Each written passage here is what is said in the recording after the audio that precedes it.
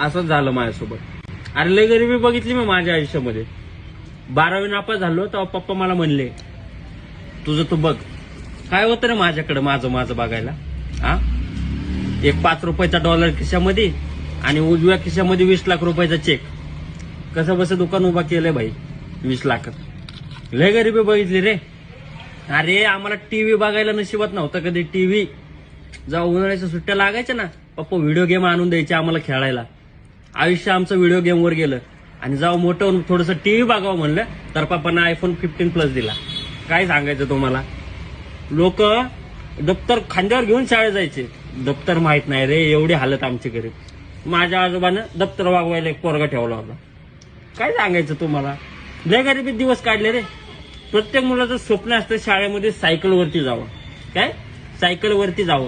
सायकलचं सोड, सायकलचा टायर पण बघितला नाही मी जवळून उभ्या आयुष्यात कसा असतो कसा नाही. का माहितीये, माझा आजोबा रोज मला सफारी सोडायला यायचा. जेव्हा कॉलेजचा विषय झाला हेलिकॉप्टर घेऊन दिलं. 2 व्हीलर पण नाही चालवू दिली रे घरच्यांनी. काय सांगायचं तुम्हाला. आता ऑडी Q7 एवढी दारात पडू नये. चालवाय आली पाहिजे ना मला. हेलिकॉप्टर चालवावं लागतंय मला नाही इलाजन.